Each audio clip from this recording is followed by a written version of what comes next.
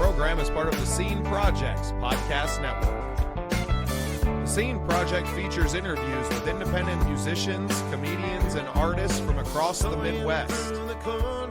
Become part of our community and support local art wherever you are.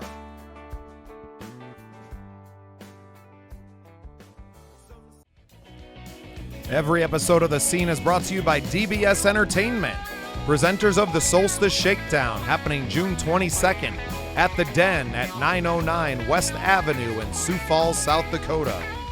We're also brought to you by these great sponsors: Team Pluto, The Den Cocktails and Casino in Sioux Falls, South Dakota, Hummingbird Guitars, Kathmandu Campground in Sturgis, South Dakota, and J. Rick Music, your hometown music store on 41st Street in Sioux Falls.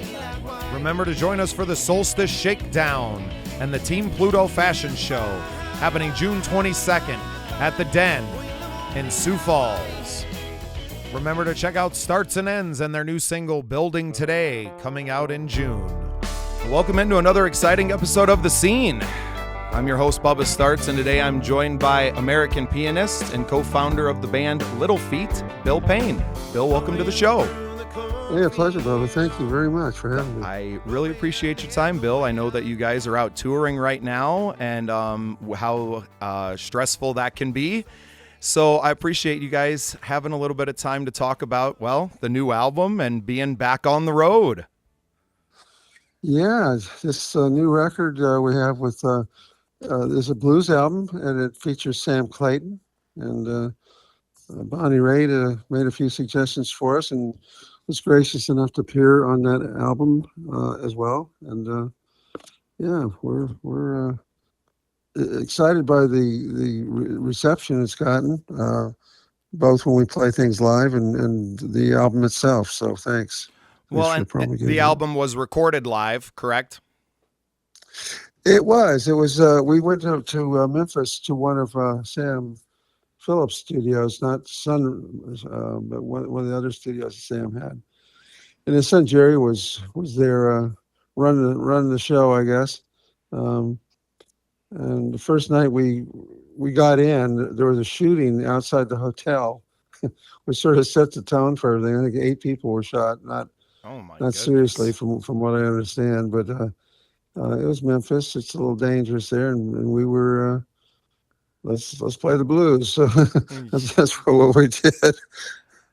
Unbelievable, and hence the name Sam's Place. Then, well, Sam's Place. I always thought we were calling it Sam's Place because of Sam Clayton. I read in an interview with Sam that he said. He liked it because it also promulgated Sam Phillips because we were at one of Sam's studios. So I guess it fits both categories. Yeah, nothing wrong with a double meaning to everyone, and everyone has their own meaning to it anyway. Yeah, exactly. As a blues fan, my mother brought me up on the blues. They were raised in Romeoville, Illinois, which is the south, now the south suburbs of Chicago. It was the boonies at one point when they were, growing up in the 60s and 70s. But she, remembers being one of, very few not colored people in the Chicago Blues Cubs, seeing Coco Taylor. And so her love of the blues really has always been deep in me as well, and a big influence on not necessarily my musical style, but one of my biggest bands is the Paul Butterfield Blues Band, of which I noticed that you guys cut several songs that he also cut on a record back in the day. Is there a reason? Is that just good? That's what good blues music is, or? Well, that's a good question, actually. Mellow Down Easy was one that Paul Butterfield recorded that I really loved. It's and we did a combination of that arrangement and I think there's a little Walter tune as well. So we tried to bend both ways on that. But on a personal level, I mean, I played with B.B. King, Buddy Guy, Otis Rush, John Lee Hooker. Let's see, Taj Mahal and Etta James. I got a pretty good sense of the blues as well. Yes, sir. I would say you do. So those guys, I think Sam's the real deal, man. Is what I'm trying to say. Oh, You it sounds know? like it, man. But it just that's where I knew it from, and it was funny as because I was kind of listening over and listening to the album on a drive, and I was like, I am so like, wow, that's another one. But also, you have a killer harmonica player in the band, and that has to kind of lean that way too. I don't know that there's many, guys that are better than Paul Butterfield, at least for my listening ear. And I'm not as studied as I should be, right? But when I think of blues harmonica, that's the top of the list, right? Oh yeah, no, he definitely is. And this guy Bull, who plays with us, he's Sam's tech. Michael LeBeau is his name, and uh, gosh, I'm trying to think of the guy that was. Anyway, yeah, Bull is just fine playing harmonica with us, and very very pleased to have him. Yeah, it's Set his fantastic. Yeah, it's great, and I'm sure. I mean, you just rattled off a who's who of blues music, of who you've played with, but that's not who you're playing with on the road every single night. Can you kind of talk about the bonds that you form with those people that maybe don't have that giant name to them, but that you're making this incredible music with every single night? And I mean, the thousands, I would assume, of people that you've played with in your career. um, I'm not under.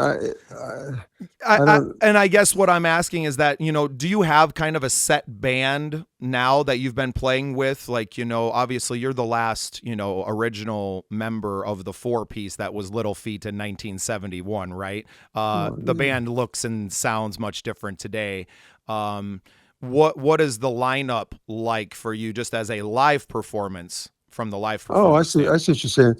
Well, first we have two new members, Scott Sherrard on guitars, vocals. I met Scott on a Doobie Brothers tour, 7 8 years ago, I guess, and he was the musical director for Greg Allman.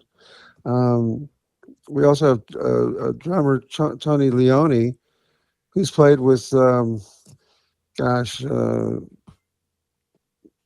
Ola Bell, which is a band that Amy Helm is in. He also played with Amy's father, Levon Helm. Um, he's played with Larry Campbell, and Teresa Williams in their bands, and then finally he was with Chris Robinson, the Brotherhood.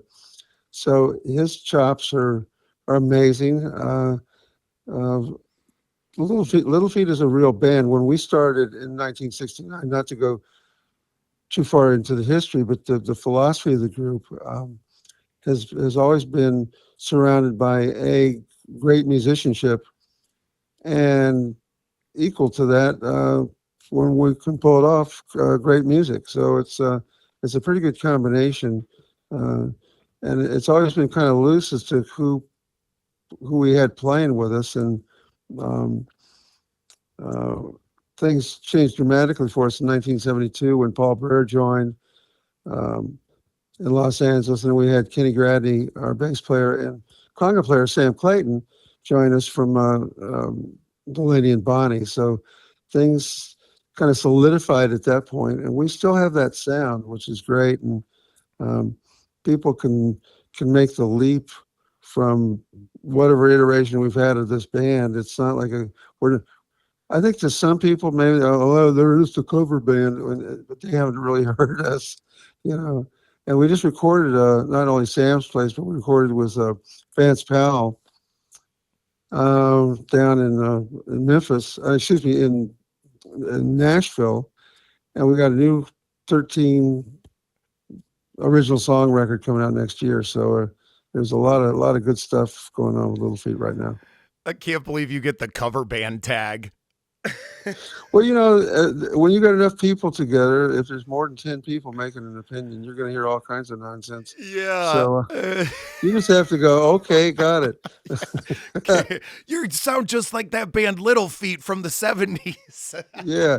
I want to say to them, guys, if we played Happy Birthday, we would sound like Little Feat, okay? I mean, Right. it's all right. Well, and Don't worry about it. that's what's beautiful. And I am relative. I mean, I know the hits, right? I'm familiar. My mom's Yeah. favorite song is Willin'. Obviously, Dixie, like people know the big songs, but I wasn't really familiar with your discography until very recently when we kind of scheduled this interview. So I'm Mhm. getting a history lesson, and And listening to the old records, you were uncompromising in we're going to sound, you're not going to bend us to one way or the other. You're just so varied in, I'm sure, your musical influences, right? And you weren't trying to make a sound as so many bands tried to do, which probably kept you from getting maybe commercially, as Hmm. big as you could have been. But the records speak for themselves. You guys made some killer music, man. I was listening to Gringo just before we jumped on, and the reason I picked that song is because I lived for a year in Mexico, on the run from the law, and feeding my family, my wife, my pregnant wife, and then son, by playing music on the street in Tulancingo. So I was El Gringo de Tulancingo. Wow. Okay. Bueno, amigo. Yeah, sí, gracias. Yeah, so See. we got some people down there that are family to us, that we still keep in touch with through the glory of the internet, right?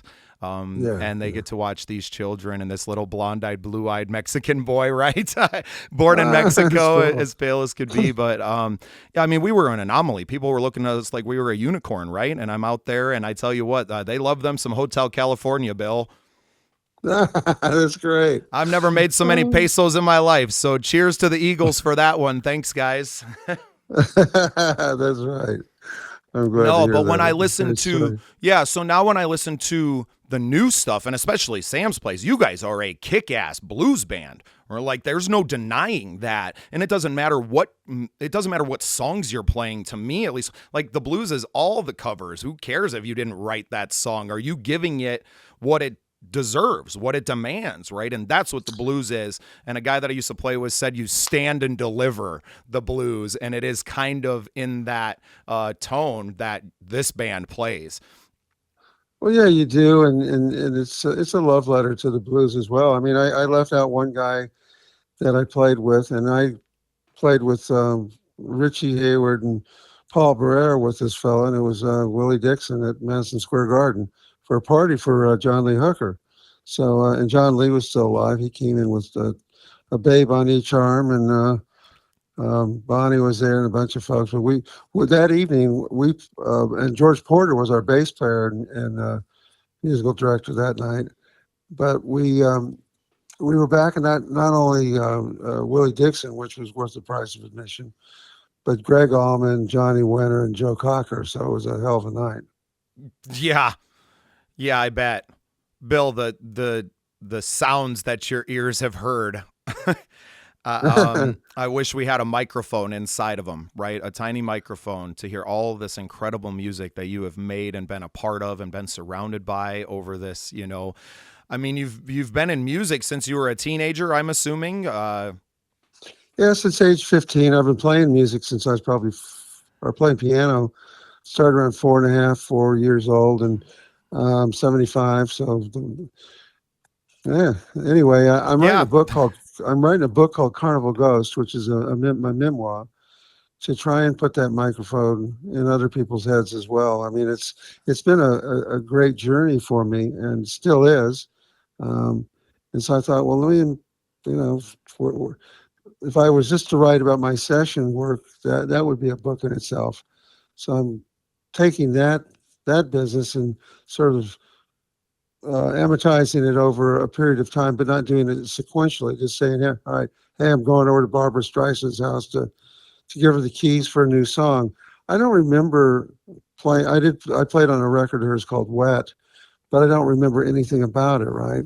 And I was talking to Fred Tackett, who's in our band, and he's done at least as many, if not more, sessions than I have over the years, starting with Sonny and Cher back back in the Wayback Machine, and we both agreed that, and you would too as a musician, that it's not the gigs so much that you remember. I mean, yeah, you're on the street uh, playing for people at that one point in Mexico, but what you remember are the things that surround the gig. If somebody came up to you and gave you 100 pesos or 2,000 pesos, and somebody else threatened your life. So I mean, those are the things you wind up remembering.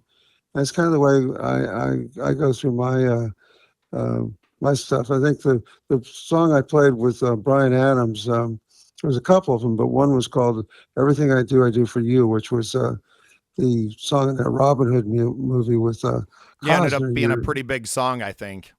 It's a huge song worldwide, and there's a great story about that in the book, and followed by how Hollywood works. So let's get Brian to do another movie. This one's the Three Musketeers with Sting playing bass and Rod Stewart. They're the Three Musketeers singing. So um, I flew over to London to do both those, but yeah, there's a lot of stories, man. And I can't wait to read the book, Bill. That was the hardest. Yeah, that was the hardest part for me sitting down with this. So I mean, we're a small local podcast. We're mostly talking to guys that are just guys and gals, excuse me, that are just starting out, right? We're just trying to capture all of our lives, kind of, and this is how movements and things start. The beauty of the internet has connected us, and I kind of want to talk about that because I didn't realize this, but in your biography it talks about how you were kind of a pioneer in the online community space. So can we kind of talk about that? Early 90s, right?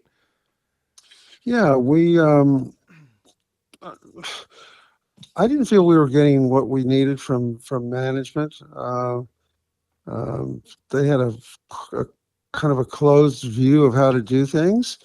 And I thought, well, this tool, the internet, can put you directly in touch with people.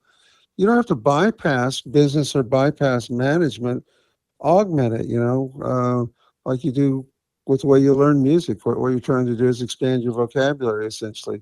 So it wasn't a far leap to say, hey, if I can talk to somebody in Sydney, Australia, as easily as I can somebody in Japan or Europe or Oxnard, California, why not make use of that and but become a little more personal with it, other than the way, say, the Grateful Dead were utilizing it, which is they knew about it, but they weren't directly involved with it. And I thought, what would it be like if you were actually directly involved in that and building a community? And what happened, which we should have known, was that people would then go, hey, let's tag up in Minneapolis, for example, and meet together at a restaurant and see who the faces are on the other side of the screen here. And a lot of lifelong friendships were made doing that, in addition to people supporting Little Feat. So I'm going to be writing about that as well. It's a wonderful question, so thank you. Yeah, I mean, you must be so proud to see a whole world full of independent musicians, no different from myself. I have my own recording career. I release music under the name of my band, Starts and Ends. And I am a huge fan of the Grateful Dead, as pretty much every person you've named in this interview. It's been incredible. But we're all the same. I mean, and you kind of alluded, like, That's we're right. musicians, right? And the reason that you don't remember it is because it comes in waves. And sometimes that wave is a damn tsunami and you get caught in it and you just try to stay afloat, right? And a lot of guys don't. A lot of guys and girls don't. And this business has taken a lot of good people because they weren't able to do that. And I'm in my own little wave right now, Bill. Nothing close to the things that you've been in, but I'm sure you experienced it in small levels in the early 60s, right? As you're playing music. And I mean, you were in, where did you grow up, Bill? Where were you when you were first starting your music career? Well, I was in Ventura, California, and when my teacher died, it coincided with when my dad had to move up to Santa Maria to work at Vandenberg Air Force Base. So he'd been to Point Mugu and Ventura. But I joined my first band when I was 15. And I auditioned to play my first band as a drummer, not a keyboard player. They happened to have a keyboard set up in the room. I walked over there, kind of standing there and playing, and they go, wait a minute, you play the keyboards? I go, well, I guess. And Good enough. Here we are. We are come decades on, later. guy, wake up. Yeah, Bill. And honestly, Bill, it's so funny that you say that because that's how this podcast happened. 3-4 months ago, I was still working as a welder in a factory. And Yeah. I was releasing some music now, right? So I'm doing the local news hits, and growing in a small market is very good because I have access to all of those local news and radio and all of those things. There's no competition really for all of that. They need Hmm. content too, right? Right. So I'm getting very visible. I just played a 3,000 seat amphitheater with Armchair Boogie, who's a great Nice. Midwest newgrass band, right? And we went out there and we held our own on our biggest stage. The next day I woke up, I drove to Minneapolis to go play the tiniest bars for no money, and just to go be the small fish again, and to realize that if you want to do this, you can't just be big at home, and you're not Hmm. headlining that anyway, right? You're just happen to be there. So trying to take that energy and move that out, and to see what comes back. And I'm touring a lot. Like I said, I'll be touring when you guys are in Sioux Falls. June 28th, all of our listeners in the South Dakota, Sioux Falls area, make sure you go see Little Feat then. But just riding my own wave and being in it. Yeah. And it's I tried to tell people that, I'm just trying to stay afloat, because the wave is going to end, right? Like eventually it settles down, and then you're trying to catch the next one, right? And to use Yes, sir. surfing as the analogy, I think, is the easiest thing that I've found, is we're just trying to stay on the board right now. And sometimes you're in that pipeline and that wave is 600 feet tall, and guys like Luke Combs or, any of these giant bands. I can't imagine what it's like to even be in a stadium, right? Like my vision kind of ended at that 3,000 level. And I mean, I'm sure you've played every stage in the world over your career, but do you find that you like one kind of setting more than another for the music that you can make? And let's just focus on that, not necessarily for like the energy of the crowd and everything, but like for the music you can make, because it is a little bit different on a bigger stage, I'm finding out. Well, it is, but with the technology of the in-ears, which a lot of people shy away from, um, I used them, and I used them when I was working with Jimmy Buffett, and we played, was it Foxborough, in front of 60,000 people, and there wasn't any difference between that and playing, a smaller 3,000 seat venue. If you got the right people working it, I should say, if you have the right monitor engineer working it. So, but in the old days, I would prefer playing like a theater, let's say.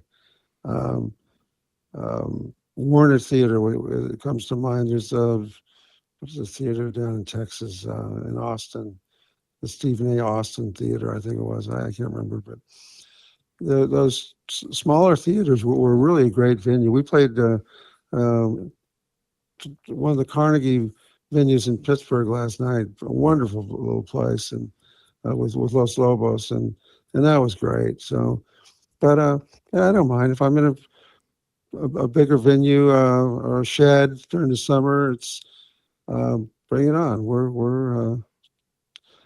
I don't. I kind of my philosophy with it honestly is I don't. Some people are like, oh, they stick their toe in the water, right? And it's like, no, I dive in. I'm in there to swim, man. I'm in there to play music, and I do the same thing when I'm in the studio. I'm not there to audition. I've got the gig with whomever it is, with Bob Seger, or I know I'm dropping a lot of names, but at least I work with those folks, and Well, I you're mean, I not would there to. assume that you would call every single one of these people friends of yours. So it's not like you're just dropping their name to drop their, and you've worked with these people, right? And as Oh musicians, yeah, right, I have a long list of people in my phone that are friends of mine that I work with, that I don't yeah, look at any that's it. differently than you guys all rode this massive wave, right? The world was so much different. It was so much smaller back then. And I think that's what people don't understand about the 60s and 70s and the growth that was happening, and the explosion of the youth, right? I don't think people now really have a history of like what the world was then. Especially like my wife is 10 years younger than me. She's 28, and I'm looking at Hmm. kids that are 18. My kid didn't know who Elton John was when I was like, hey, Elton John said really nice things about this guy I'm about to interview. So I went and grabbed my record. I went and grabbed Yellow Brick Road, and I was like, this is Elton John. I'm failing as a father if you don't sit here. So he's up right now listening to Yellow Brick Road or Goodbye Yellow Brick Road, and getting a musical education. So he knows, kind of the music. and my kids listen to good music, right? Wife's a huge 90s Sure. country fan, so they know Jimmy Yeah. Buffett and you know, all the Alan Jackson and all the big stuff. Mom loves Yeah. country, and that's where we live. I'm in farm country in southeast South Dakota. You're going to be here visiting very soon, and you'll see it for yourself. And yeah, like you said, it doesn't matter where the stage is and how many people it's in front of. When you really lock in with your people and with your band, and having a great monitor set up to that, right, is so key, just Yeah. from a professional musician standpoint.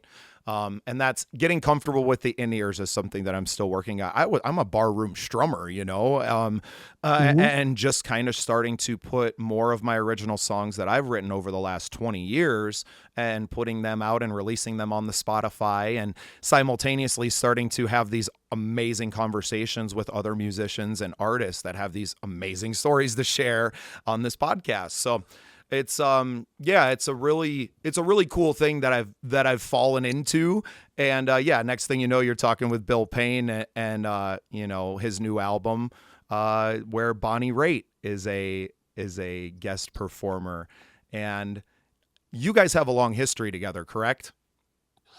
We do. I always thought I met Bonnie at a particular time, and I must have met her earlier because she's in one of my. I started compiling notebooks or data glance books in 1973. And Bonnie's one of the first names in it. So I guess I met her back then in LA. But I wanted to share something with you too. When it was 1974, I think, we were over in Europe playing. Um, the Rolling Stones came to hear us in Job Eden Hall, which was just outside of Amsterdam.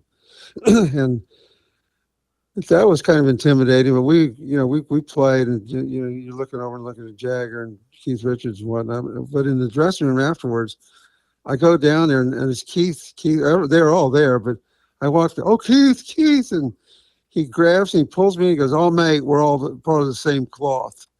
In other words, welcome to the club, Bill. And I just, I read his biography, and he was in a dressing room with Little Richard and I think Muddy Waters and those guys, and he said, "Man, those are the cats. I must be one of the cats too because I'm down there." And that's really what he was sharing with me. You're in this club, as Groucho Marx said. I'd never join a club that would accept me as a member, but you and I, man, we are in the same club with each other. It doesn't matter where we've played or whether we've played worldwide or whether we're local within a certain area. We're experiencing the same things on that level of being a musician, and that's the club we belong to. And I like to share that with other musicians because it's um, again, most of us wouldn't care to be a part of something of that, but in fact we're a part of a rather exclusive thing, and we ought to embrace it.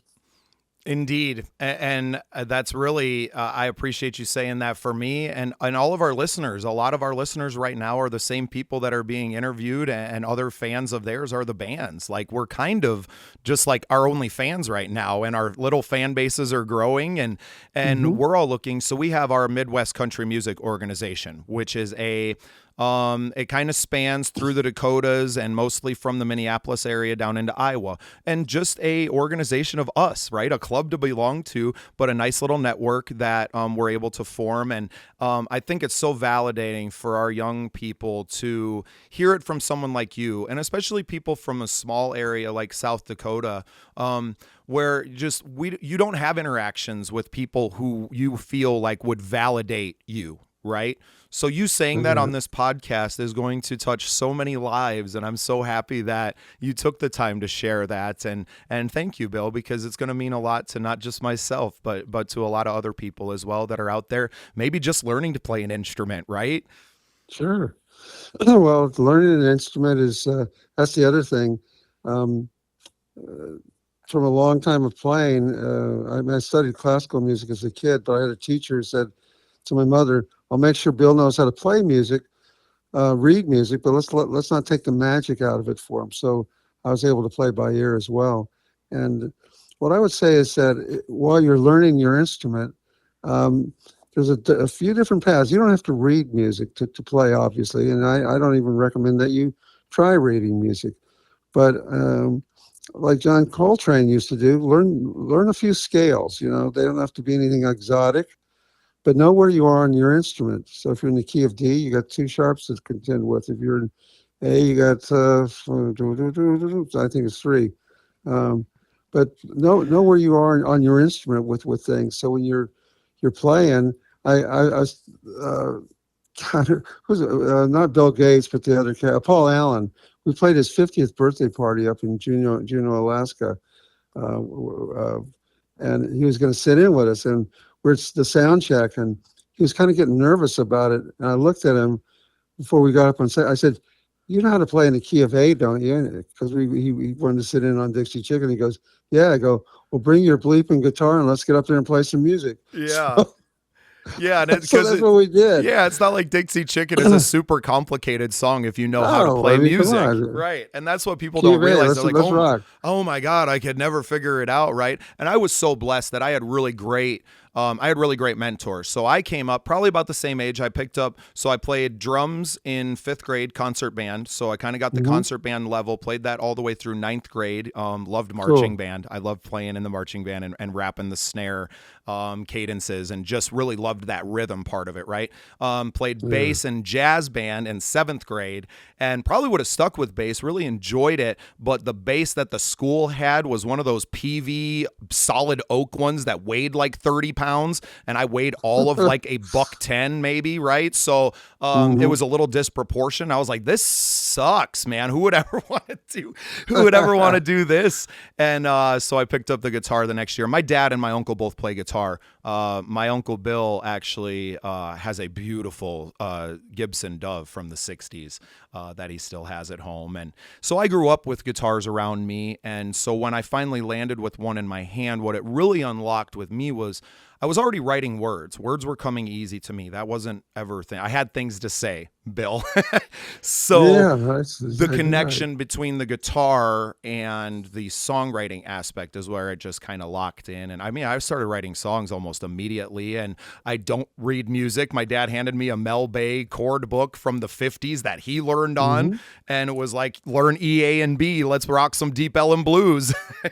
That's right. And we were off and running. I mean, the Grateful Dead really taught me music because I was learning all of these songs that I grew up with that I absolutely loved, right? And I think you got to kind of start with the songs that you like. You can't be learning just kind of silly songs once you've gotten to a point, right? I think to get that passion, you really play these songs that you're passionate about. So I was playing these Grateful Dead songs and getting introduced to all of these different chords and these different patterns and the way that they played. And, having a deep root in the love of blues and being able to hit a 1-4-5 and the attitude of the blues of get your fucking guitar and let's go, Yeah.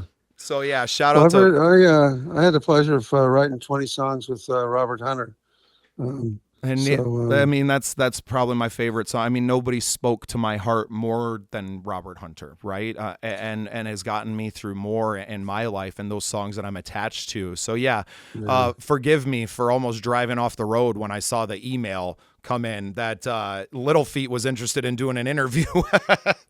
Man, this is good. The thing with Robert Hunter too, just to guide that just a little longer on this on his subject.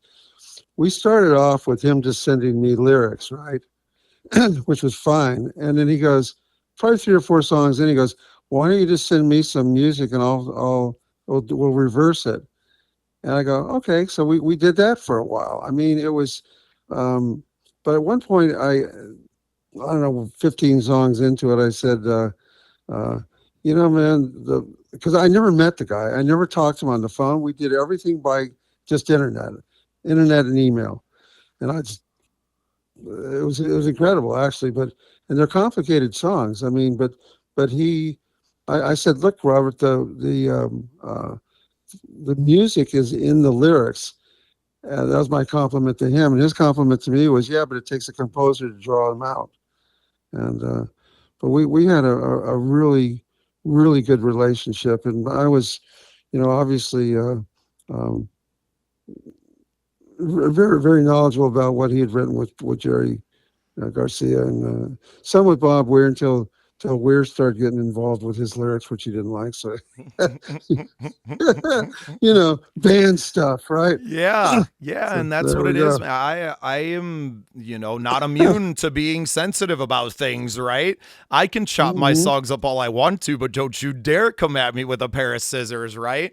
And That's right. sometimes I come around to my senses, right? We're all human, right? And what a That's right. blessed life that you've lived to touch all of these beautiful humans that have just made incredible music. And I hope through this podcast that you're able to connect with a whole other generation of younger musicians and to give them Hmm. that validation, because we don't have many of you left that That's lived true. that world. So I really hope the book comes out. If you ever want to record more conversations about it, I would love to talk on you. It's an absolute pleasure.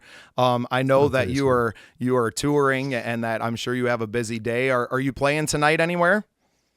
We are in Cincinnati, where this whole shebang started in 1970.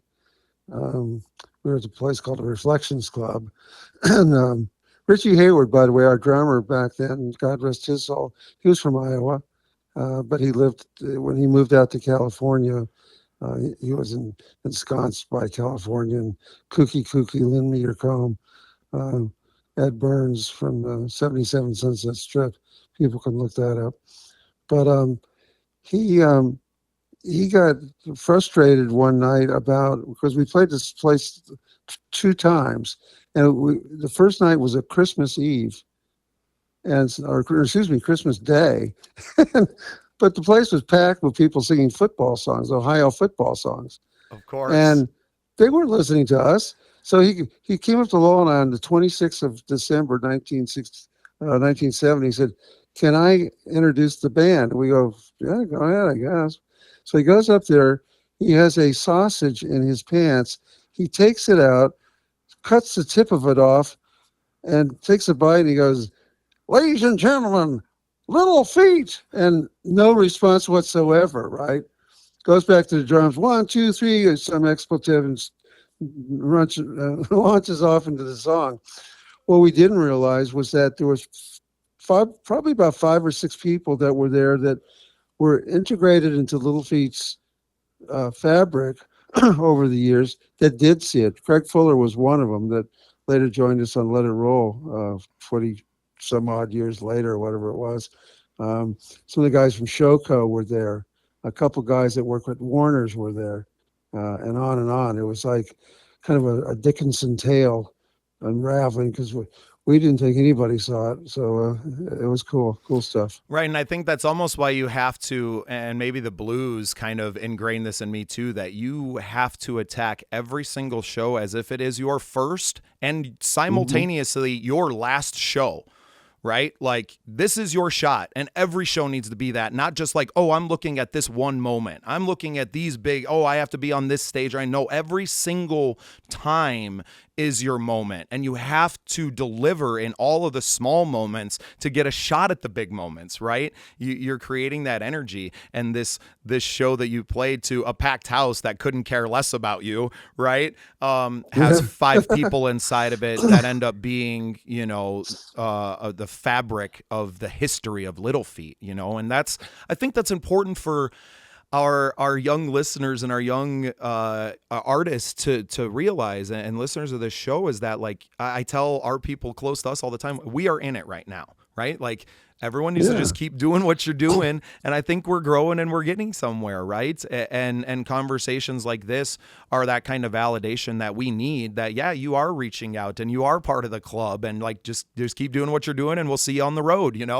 we'll catch you at the Yeah. next show. So I love it. This has been an amazing conversation. If I start to talk about Bonnie Raitt, I would keep you on here for 3 hours, and I don't want to do that today. But I would love to. I don't need a commitment on a date, but I would love to have you on again in the future for what we call a Sunday conversation, which is where we have a little bit more time to go in a little bit deeper, right? And not kind of confine ourselves to a 30 to 45 minute format. So Sounds good, man. Thanks so much. Bill, it's been an absolute pleasure. I hope that our young artists glean a lot of wisdom from someone who's seen it, done it all, played with everybody, and yeah, I really appreciate your time. I know you have a busy day, so we'll let you go. Is there any dates other than I guess June 28th, obviously in Sioux Falls for our listeners? But is there any other dates on the tour calendar you want to plug? Oh man, well that's That's a publicist I job, think huh? the easiest way to plug it is just go to littlefeet.net and check out where we're going. I'm like a lot of musicians. I mean, I don't I know where I am going for like the next couple of days, but where was I 3 days ago? Sometimes I don't remember. And this schedule that we're on, I mean, we're like booked into there's a Cayamo cruise next year. I think it's in February, maybe March, and so we're booked a long way out. We're looking at playing the Byron Bay Festival, perhaps in Australia. That I've played 2 or 3 times anyway, and I've been to Australia 10 times. So life is a warp speed. It's like Star Trek. Let's jump in the spaceship and go. And so yeah, I don't know where the hell we're going. Amazing. That's amazing. And I hope that we all get to experience that in our lives and just to be swimming in it, right? And it's been such a powerful year that it's hard to believe that you're not, right? And when we speak to people, they believe it. And yeah, there's a lot of belief going on right now. And I'm really looking forward to the next 10 years. And I'm so happy for you guys to still be able to tour and to share your music after, 50 years as a band. And congratulations on a half a century of making music as Little Feat. That's incredible, Bill. Yeah, no, I kind of stop and pinch myself and look. I mean, we have the tools we have are our instruments, what our influences are, right? What we share with people are either other people's songs or hopefully our songs as well.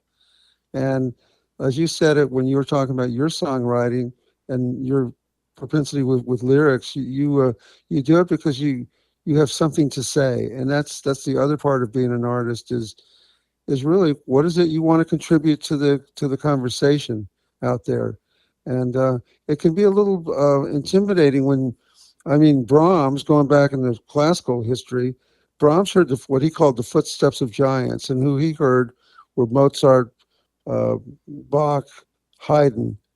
And I think I mentioned Beethoven, but so what we hear are Bob Dylan. We hear Reverend Jack Elliott. We hear the Rolling Stones, the Beatles, on and on and on. Jackson Browne's got to get a shout on this show. I know you guys work together too. Well, Jackson's in my book, man, because I played on his what would have been what was his second album called? But it was the one before Late for the Sky. But I played on that record. I actually got Jackson to play piano because he was trying to get me to play like him. And I go, play me this song, would you? And so he did. I go, is there any earthly reason you're wasting my time and your money to get me to play like you? You play it. Yeah. Can we just sit on that for just 1 second? Is it I mean, like you said, it's absurd. You're talking to Jackson Browne. Like, why are you paying me to play piano on your stuff? Were you intimidated in that moment to no, dude? No, not at all. I mean, right. I wanted Jackson because he used to hang out with Lowell and me at Lowell's house. So we knew each other. But I thought, no, let him play. I already played piano on one other track. So this is some other thing he wanted me to play on. So I said, in the future, if you want me to play on one of your albums, I'll take direction, but I want to put myself into it as well. So Late for the Sky came up. I didn't play on that, but the next album following Late for the Sky was The Pretender. So I played on probably 3 or 4 tracks on that record, and one of them was Here Come Those Tears Again. So I got a chance to put my 2 cents in, which was great. And Jackson and I go back a long, long way, man. Yeah, that's incredible. Right. Yeah. I talk about him because he's one of my heroes, right? That's the vision I have of Jackson Browne. He's your buddy. Yep. Yeah. And that's where, it was so cool to, like I said, to get the email and to have an opportunity to just have a conversation, right? And to capture it for the archives and to have this out there now. And so people remember all this great music. Like, I feel like there's so much coming out now, and we're inundated with so much music that doesn't have any soul in it anymore, right? I know we're getting AI generated stuff in pop music. Like, there's just what I'm about is creating community and making great music with people, right? I don't mind electronic instruments or electronic production or any of that stuff, right? But I don't need the computer to make it all for me and feed me, what it thinks that I would want. Like, that's not music to me. So we're in a very precarious time too in music. So capturing this and touching on the last bit of the analog world, right? And being able to share this was great, Bill. I really appreciate it. Yeah, well, listen, man, have a great day. Everybody out there, crack on, as they say, and I'll do the same here. I really appreciate talking to you. It was a great conversation. Excellent. And for everyone else, this has been The Scene. Find us on Spotify, YouTube, or at listen.to/The Scene. Follow us on all your social media channels and make yourself part of The Scene. The Scene has a special shout out for these following sponsors. Kathmandu Campground in Sturgis, South Dakota, featuring the finest accommodations for family fun. Dry cabin and tent camping, or bring the RV to one of their over 150 pull-through RV sites. Go to KathmanduCampground.com to book your trip today. And be sure to book early for the Sturgis Motorcycle Rally the first weekend in August. That's Kathmandu Campground in Sturgis, South Dakota, off exit 34, I-90. Go to KathmanduCampground.com to book your trip today. A special thank you to J. Rick Music on 41st Street in Sioux Falls, sponsors of the Songwriter Showcase at Monk's Ale House, 420 East 8th Street in downtown Sioux Falls, South Dakota. Remember to support all of our sponsors and tell them that you heard it on The Scene.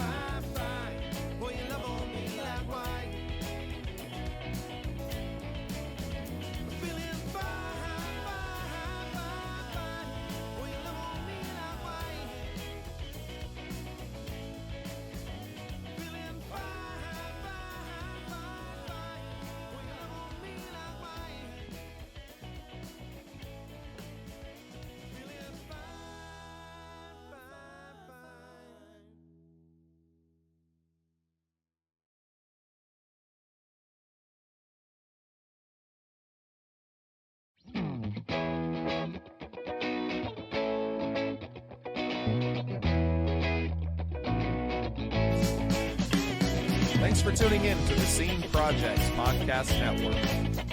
We appreciate you listening. You can find more at thesceneprojects.com and join our community.